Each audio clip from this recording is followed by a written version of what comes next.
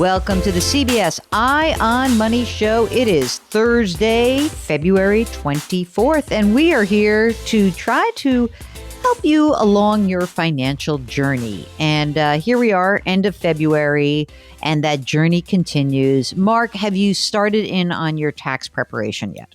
My taxes are done. Get out of here. Really? I hammered it out the other day. Why did you do that? That's wild. Good for you. I had the time. I had all my documents that I needed. Everything came in. I figured, why not? Let's just do it. So you're done. How was the damage? Did you feel okay? Do you set yourself up for those quarterly payments? What's up for you? Yeah, it wasn't terrible. I was right on the money for the state. For the feds, I wound up owing a little bit, like about a couple thousand. So not terrible, not terrible. That's great. But Meanwhile, your partner's going to be making a lot more money. You're not, of course, but you're in a shrinking industry. Even though the podcast industry is an expanding one, the entire media universe is shrinking as we speak. You better save your shekels while you can, right, man? I'm doing what I can. I know. And forcing me to work for 20 years. Is that what you told me? 20 years? No, if you got another 15 in you, I should be good. 15? How about... What are you going to do? You'll never stop working. Oh, I might.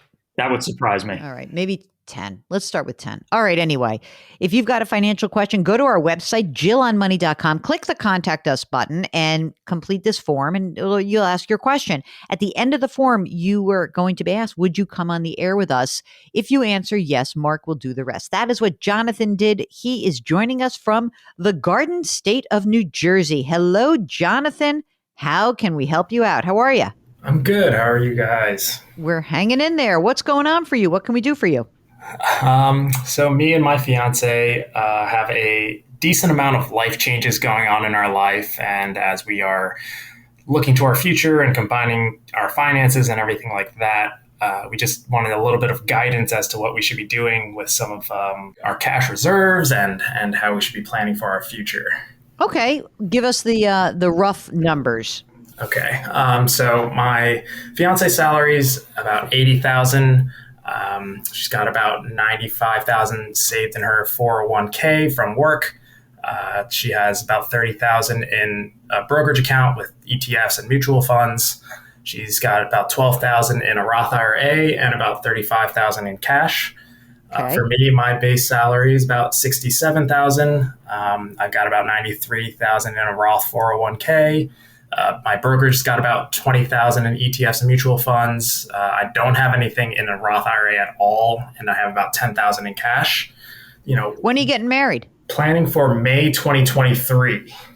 All right, and who's paying for it? Her parents will be paying for a good majority of it. We still want to contribute since it is our wedding, and I think we're going to be contributing about somewhere between $10,000 and $20,000 of our own money to pay off some of the wedding expenses. Okay. Any debt from school or anything floating around? She has no student loans, and I just finished my student loans at the end of last year, so we're clear on those. Oh, that's awesome. Excellent. Fantastic. Okay.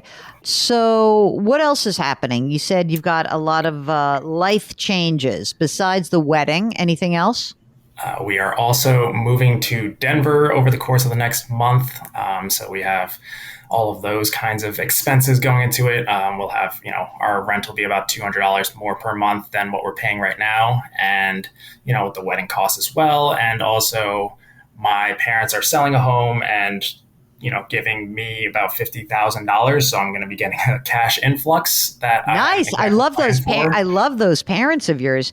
Now, wait a minute. They're giving you $50,000. Are they going to file a gift tax return? Like, what is the plan for that? Because you can only give a certain amount of money per year per person. Do you have siblings? Is this going to be something that they're doing for everyone? What's up? Yes, I do have I have a sister, and she will be getting some of that as well, same amount as me. Are they financially savvy? Do they work with somebody or what? I'd say they're general people. They have the accountant and everything like that does most of their stuff for them. Okay, because you can only give $15,000 a year away. Did that 16? Sorry, 16. It went up to 16. Sorry. So what that means is that each of your parents can give you both of your parents are alive, right? Yes. Okay. So they can give you 16 each. Okay. So they can give you $32,000 and they could do the same for your sister. Is your sister married or fiancéed or anything like that? No. Okay. So then what they would have to do is either, if they want to do 50 at once, they would have to talk to their accountant and make sure they file a gift tax return, which basically says to the IRS, we're giving part of our lifetime gifting amount right now. It's very easy to do, but you have to do it. Okay. And then if they don't want to do that, then they would just wait till the next calendar year. So they give you your 32 right now and then give you the other 18 January of 23. So those are the choices. It doesn't really impact you. It's just for their sake. You really need to do that. Okay.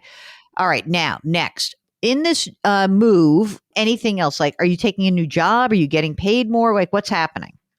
We are currently able to keep our jobs remotely.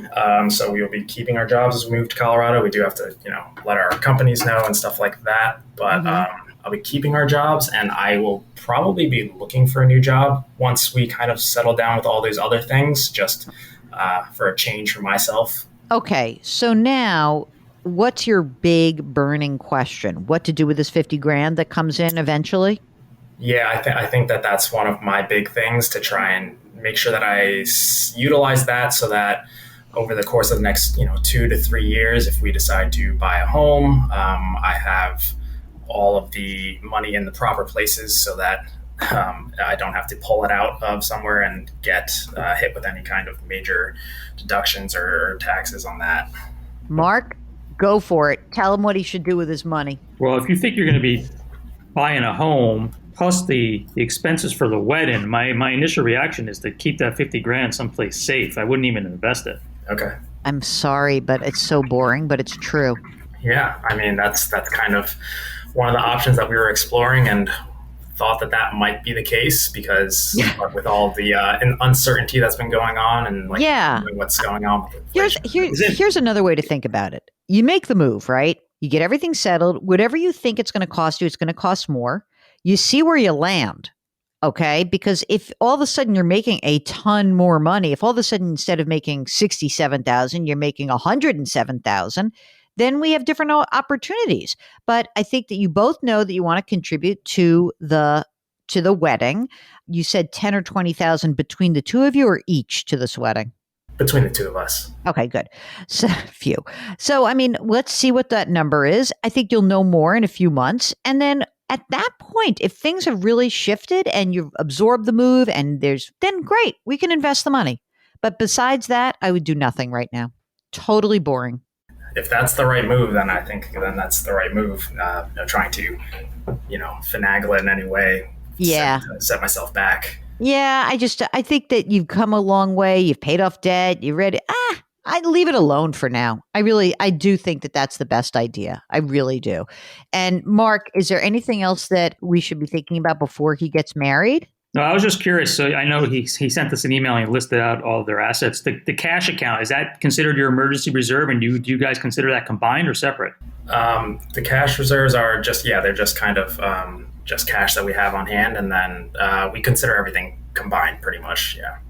Okay. So if that's your emergency reserve, 30,000, that's probably fine for a few months. I think 30's all right. I mean, we'll see. And you also have to get sense of do we really why are you moving to Colorado? Are you from there?